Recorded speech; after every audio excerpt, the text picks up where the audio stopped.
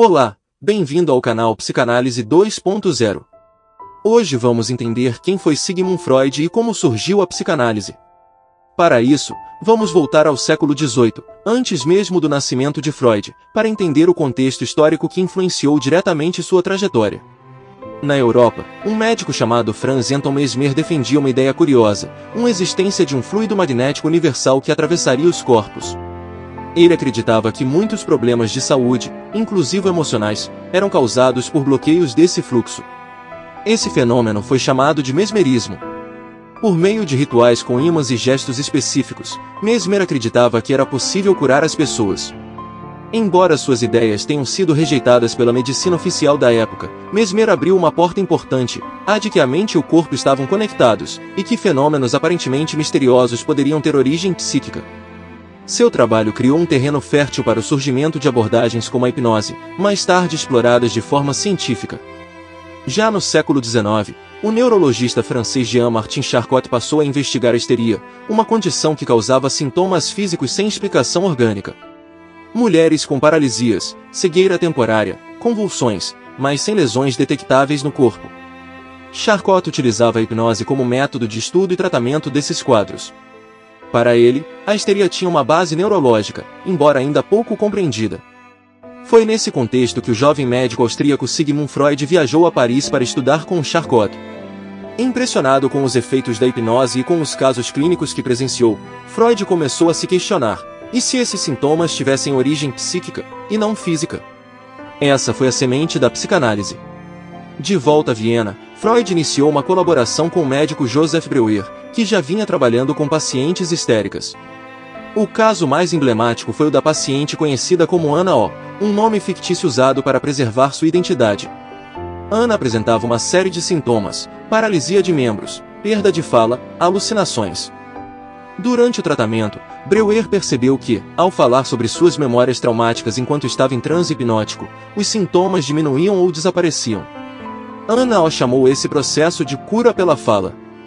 Essa expressão marcou Freud profundamente. A partir desse caso, ele começou a construir a hipótese de que sintomas histéricos eram manifestações simbólicas de conflitos internos inconscientes.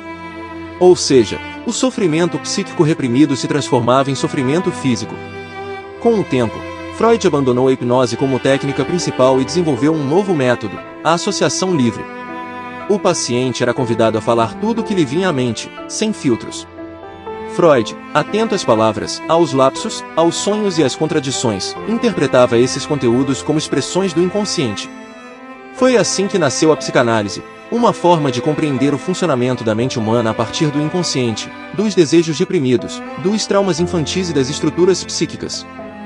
Freud dividiu a mente em três partes: o consciente, que contém o que sabemos; o pré-consciente, que guarda memórias acessíveis; e o inconsciente, onde estão os conteúdos reprimidos, que influenciam nossos pensamentos, emoções e ações sem que tenhamos consciência disso.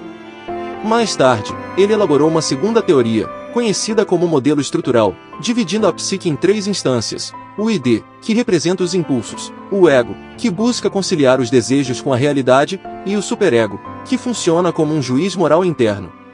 A trajetória de Freud não foi fácil.